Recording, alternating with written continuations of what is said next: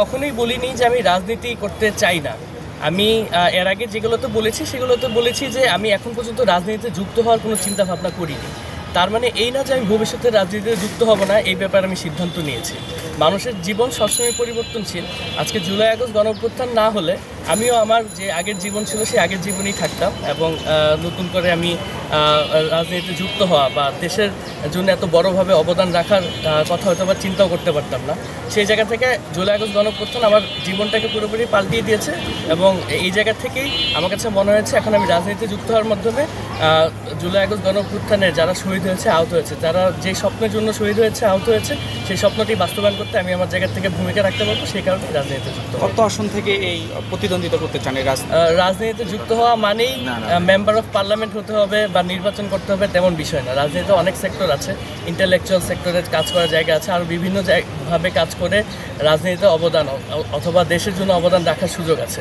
তো আমি সেভাবেই পরিকল্পনা করছি, যেভাবে আমি যেহেতু এখন একটি দলের সদস্য হয়েছি, সেই দল আমাকে যেভাবে উপযুক্ত মনে করবে কাজ করার জন্য আমি সেভাবেই কাজ করব। তাহলে কি দাঁড়াচ্ছেন না? কোনো গুঞ্জন চলছে ঢাকা থেকে নির্বাচন করবেন? আমি ইতিমধ্যেই বলেছি, দল যেভাবে উপযুক্ত মনে করবে, যেভাবে মনে করবে যে আমি দেশের জন্য আরও ভালো অবদান রাখতে পারবো, সেভাবেই আমি কাজ করে যাব। আচ্ছা, ছোট একটা বিষয়, সেটা হলো যে আপনি যদি আপনার দল যদি আপনাকে এই মনোনয়ন দেয়, আপনি যদি নির্বাচন করেন, তো আপনি আসলে এই মানুষগুলোর জন্য কি কি কাজগুলো আগে সর্বপ্রথম হাতে নেবেন একটু যদি বলেন। এটা অনেক বড় একটি পরিকল্পনা।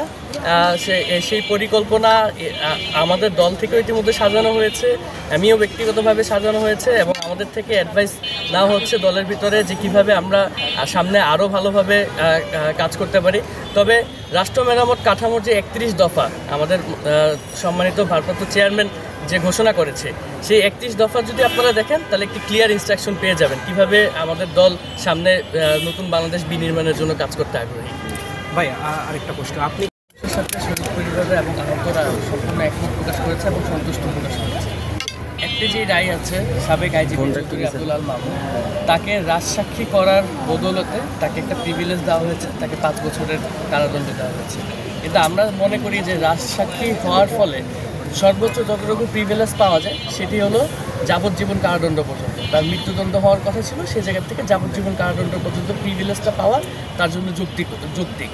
কিন্তু সেটিও না করে যখন তাকে কমিয়ে 5 বছরের কারাদণ্ডতে নিয়ে আসা হয়, সেটি আমাদের শহীদ এবং আহত পরিবারদের কাছে বোধগম্য হয়নি, যার কারণে শহীদ এবং আহতরা অসন্তুষ্ট এবং এই বিষয়ে উচ্চ আদালতে শহীদ এবং আহতদের পক্ষ থেকে আপিল করা হবে। আপনি বিএনপিতে যোগ দেওয়া নিয়ে বেশ আলোচনা সমালোচনা সব কিছুই হচ্ছে, সব মিলিয়ে আসলে এই সিদ্ধান্তটা যারা জুলাই গণঅভ্যুত্থানে আহত ছিল সবার প্রতিনিধিত্ব করা যাবে কিনা বিএনপি থেকে? 17 বছর ফ্যাসিবাদ বিরোধী আন্দোলনে সকলেই দলমত নির্বিশেষে এক হয়ে এই ফ্যাসিবাদ বিরোধী আন্দোলনে কাজ করেছে। এখানে বিএনপির অনেক বড় একটি ভূমিকা ছিল, যেমন অন্যান্য পলিটিক্যাল পার্টিরও অনেক বড় গুরুত্বপূর্ণ ভূমিকা ছিল।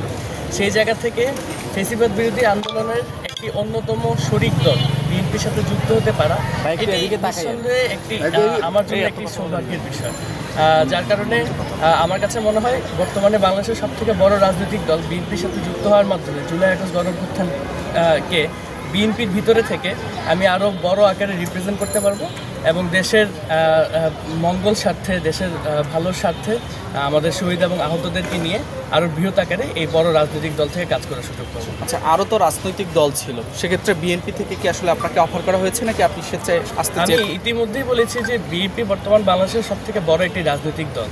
তো এই দলের সাথে যুক্ত হতে পারা আসলে একটি ভাগ্যের বিষয় এবং এটি নিঃসন্দেহে যে কোনো কারোর জন্য অনেক বড় একটি বিষয়, যার কারণে এই সর্ববৃহৎ রাজনৈতিক দল থেকে জুলাই আগস্ট গণঅভ্যুত্থানটাকে রিপ্রেজেন্ট করতে পারা এবং তরুণদেরকে রিপ্রেজেন্ট করতে পারা এটি সকলের জন্য একটি ভালো বিষয়। সেই জায়গা থেকে বিএনপির সাথে যুক্ত হতে পেরে এটি আমার একটি অন্যতম সফলতা এবং যদি আমি আমার যেই উদ্দেশ্যে আমি যুক্ত হয়েছি সেই উদ্দেশ্যটা যদি বাস্তবায়ন করতে পারি তাহলে সেক্ষেত্রে এটি আমার জন্য সবথেকে ভালো একটি বিষয় হবে।